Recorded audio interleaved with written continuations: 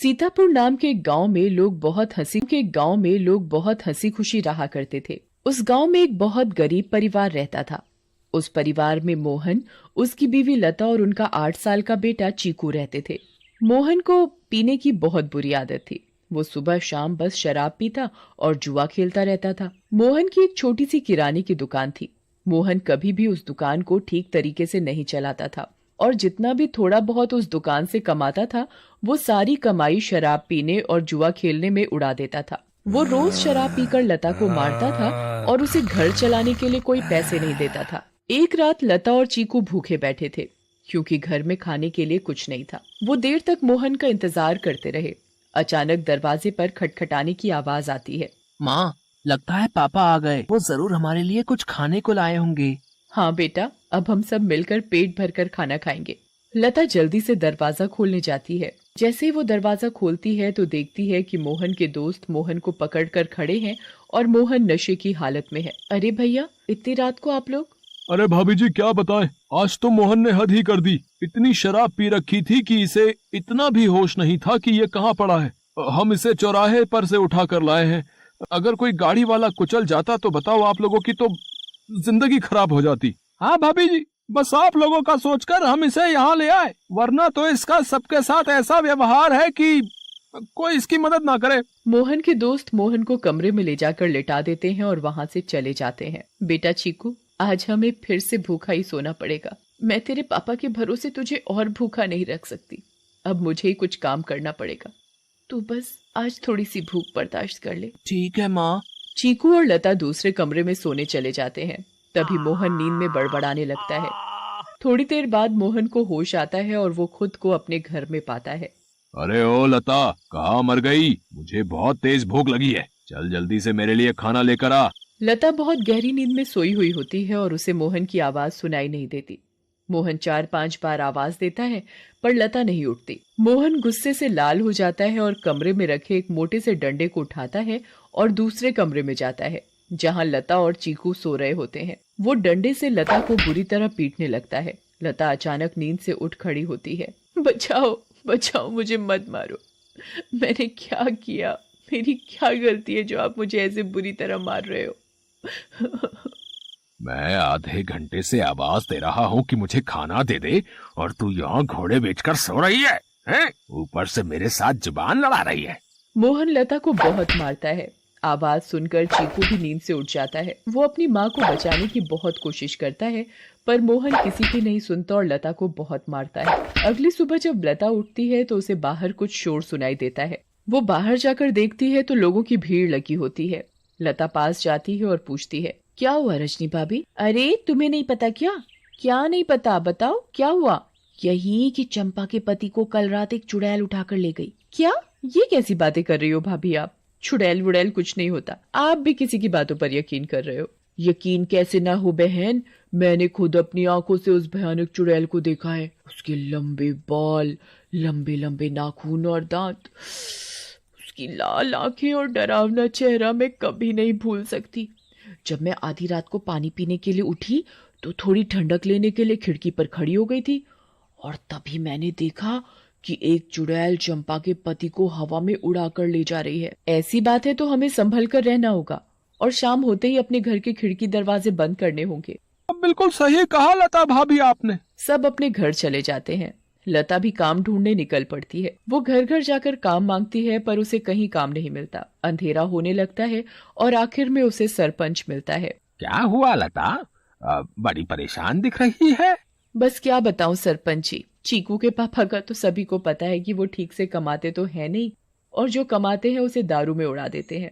इसीलिए मैं ही काम ढूंढ रही हूँ ताकि अपना और अपने बच्चे का पेट भर सकूं। ऐसी बात है तो मेरे पास एक काम है। मेरी माँ बहुत बड़ी हो गई है और बिल्कुल चल फिर नहीं सकती। मैं उनकी देखभाल के लिए किसी को देख रहा था, पर अगर तुम चाहो तो तुम ये काम कर सकती हो। मैं तुम्हें महीने के 2000 रुपए दूंगा। आपका बहुत बहुत धन्यवाद। बस एक दिक्कत है कि तुम्हें देर रात तक रुकना होगा, जब तक कि वो सो नहीं जाती। मुझे मंजूर है सरपंच जी। ये लो फिर 500 रुपए और कल से आ जाना। लता खुशी खुशी घर जाती है और ये बात चीकू को बताती है। दोनों बहुत खुश हो जाते हैं। तभी वहां मोहन आ जाता है। क्या बात है? किस बात की इतनी खुशी मनाई जा रही है? मुझे उनकी बड़ी माँ का ध्यान रखना होगा, जिसके बदले वो मुझे पूरे 2,000 रुपए देंगे। तू कहीं भी जाकर मर, मुझे कोई फर्क नहीं पड़ता। बस मुझे दारू पीने के लिए पैसे मिलने चाहिए। तभी मोहन को लता के हाथ में कुछ पैसे दिखते हैं। मोहन वो पैसे लता से छीन लेता है। लता बहुत रोती है और अपने पैसे मांगती है, पर मोहन उसकी एक नहीं सुनता और दारू पीने चला जाता है। लता उन पैसों में से कुछ पैसे अपने पल्लू में पहले से ही बांध लेती है, जिसका वो घर का राशन ले आती है। उस दिन लता और चीकू पेट भरकर खाना खाते हैं, चैन की नींद सोते हैं। दूसरी ओर चुड़ैल का आतंक शुरू हो जाता है। वो आसमान से आती है और गांव वालों के घरों के ऊपर उड़ती रहती है। वो कभी किसी के घर के ऊपर तो कभी किसी और के घर के ऊपर अपने शिकार की तलाश में उड़ती रहती है। अब मैं अपना शिकार करूंगी। किसको लेकर जाऊं आज अपने साथ? किसको? बहुत देर तक चुड़ैल को कोई दिखाई नहीं देता। लगता है इस गांव के आदमी बहुत चालाक हो गए। अब इन्होंने रात को निकलना ही बंद कर दिया। अगर ऐसा रहा तो मैं अपना शिकार कैसे करूंगी? किसको लेकर जाऊं अपने साथ? किसको लेकर जाऊंगी अपने साथ? तभी भोला रात को घर के बाहर आता है और रस्सी पर सूख रहे कपड़े उतार कर इकट्ठे करने लगता है। चुड़ैल की नजर भोला पर पड़ती है। मिल गया मेरा शिकार। चुड़ैल भोला पर हमला करती है। वो उसे एक हाथ से पकड़ती है और अपने साथ हवा में उड़ाकर ले जाती है। बचाओ, बचाओ, मुझे छोड़ दो, जाने दो मुझे। तू तो मेरा आज का शिकार है, ऐसे कैसे छोड़ दूं? तभी भोला की बीवी बाहर भोला को देखने आती है। उसे भोला घर के बाहर कहीं नहीं दिखता, पर फिर उसकी नजर ऊपर जाती है और वो देखती है कि चुड़ैल उसके पति को लेकर जा रही है। रेखा ये सब देखकर बेहोश ही हो जाती है और सुबह जाकर उसे होश आता है। होश आते ही वो अपने पति को हर तरफ ढूंढने लगती है, पर वो कहीं नहीं मिलता। वो यहाँ वहां पागलों की तरह भागती है और चिल्ला रही है। तभी गांव के लोग इकट्ठे हो जाते हैं। क्या हुआ रेखा भाभी? अगली सुबह जब लता उठती है तो उसे फिर से घर के बाहर कुछ लोगों का शोर सुनाई देता है। लता बाहर जाती है। क्या हुआ रजनी भाभी, आज किस बात का शोर हो रहा है? अरे लता, कल रात चुड़ैल रेखा के पति को उठाकर ले गई। रेखा का तो रो रो कर बुरा हाल है। बेचारी रेखा भाभी, पर मुझे ये समझ नहीं आ रहा कि वो चुड़ैल हर रात किसी के पति को ही क्यों उठाकर ले जाती है। सही कहा लता भाभी, हमें इस बात का जल्द से जल्द पता लगाना होगा। सभी लोग मिलकर एक तांत्रिक के पास जाते हैं और सारी बात बताते हैं। मैं अभी पता लगाता हूँ कि ये चुड़ैल चाहती क्या है। ओम ह्रीम क्लीम चामुंडाय विच्चय नमः। ओम ह्रीम क्लीम चामुंडाय विच्चय नमः। तांत्रिक ध्यान लगाता है और उसे वो चुड़ैल दिखाई देती है। ये कोई साधारण चुड़ैल नहीं है, बहुत खतरनाक चुड़ैल है। इसे कब्जे में करना या खत्म करना मेरे बस की बात नहीं। पर हाँ, एक बात मुझे पता चली है कि ये बस आदमियों को ही नुकसान पहुंचाती है। इससे औरतों या बच्चों को कोई खतरा नहीं और इसकी शक्तियां रात को ही काम करती हैं। दिन में ये हम लोगों की तरह एक मामूली इंसान जैसी बन जाती है। बस मैं अपनी तांत्रिक विद्या से इतना ही पता लगा पाया हूँ। सब लोग अपने अपने घर चलने लगते हैं। तभी लता बोलती है, मेरे पास एक सुझाव है, अगर वो काम कर जाए तो। वैसे आप लोग मेरी बात सुनकर हंसेंगे, पर इसके अलावा कोई और तरीका नहीं दिख रहा इस चुड़ैल से बचने का। भाभी आप बताओ तो सही। पता चला अगला नंबर मेरा ही है। मैं अभी मरना नहीं चाहता। अंधेरा होने के बाद अगर सभी आदमी औरतों का भेष बनाकर रहे तो वो चुड़ैल किसी भी आदमी को औरत समझकर नहीं लेकर जाएगी। लता की बात सुनकर सब हंसने लगते हैं, पर बाद में सबको लता का ये सुझाव सही लगता है और सब अपने अपने घर चले जाते हैं। लता भी अपने घर चली जाती है। वो मैं कह रही थी कि गांव में चुड़ैल का आतंक बहुत बढ़ रहा है। वो हर रात एक आदमी को ले जाती है। तो गांव वालों ने तय किया कि सब आदमी अंधेरा होते ही औरतों के कपड़े पहन लेंगे ताकि वो चुड़ैल उन्हें औरत समझकर छोड़ दे। तेरा दिमाग तो ठिकाने है या पागल हो गई है? कोई बेवकूफी होगा जो ऐसा करेगा। मोहन लता की एक नहीं सुनता और चला जाता है। लता भी सरपंच के घर उनकी माँ की देखभाल के लिए चली जाती है। लता का पूरा दिन बहुत अच्छे से निकलता है।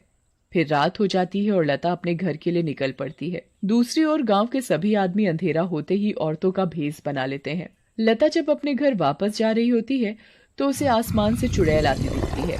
लता बहुत डर जाती है और पेड़ के पीछे छुप जाती है। तभी वहां से मोहन गुजर रहा होता है। हे भगवान, अब मैं क्या करूं? अब तो ये चुड़ैल इनको ले जाएगी, मैं इनको कैसे बचाऊं? मिल गया मुझे मेरा शिकार। चुड़ैल उड़कर मोहन को पकड़ लेती है। बचाओ, बचाओ, कोई मुझे इस चुड़ैल से बचाओ। चुड़ैल मोहन को लेकर हवा में उड़ने लगती है। तभी लता दौड़कर आती है और चुड़ैल का पैर पकड़ लेती है। चुड़ैल लता को देखकर वापस जमीन पर उतर जाती है। पागल औरत, छोड़ मेरा पैर और ले जाने दे मुझे इस आदमी को, ये मेरा शिकार है। नहीं, मैं तुझे नहीं छोड़ूंगी, मैं तुझे अपने पति को नहीं ले जाने दूंगी, चाहे इसके बदले मुझे अपनी जान ही क्यों न देनी पड़े। चुड़ैल बहुत कोशिश करती है पर लता उस चुड़ैल के पैर को नहीं छोड़ती। छोड़ मेरा पैर, मेरी पायल टूट जाएगी, दूर रह मेरी पायल से, मेरी पायल मेरी जान है। इस चुड़ैल को आखिर इतना क्यों प्यार है इस मामूली सी पायल से, और ये ऐसे क्यों बोल रही है? कहीं इस पायल में ही तो इसकी जान नहीं। मुझे इस पायल को तोड़ देना चाहिए। लता उस पायल को तोड़ देती है। चुड़ैल आग में जलने लगती है। ये तूने क्या किया? मेरी पायल में ही मेरी जान थी और तूने वही तोड़ दी। चुड़ैल उस आग में खत्म हो जाती है। अब मुझे माफ कर दो लता, मैंने हमेशा तुम्हें मारा पीटा और आज तुमने ही मेरी जान बचाई। उस दिन के बाद से मोहन बदल जाता है। वो अच्छे से काम करता है और अपने परिवार का ध्यान रखता है और कभी शराब नहीं पीता। गांव वालों को भी उस चुड़ैल से हमेशा के लिए छुटकारा मिल जाता है और सब हंसी खुशी रहने लगते हैं।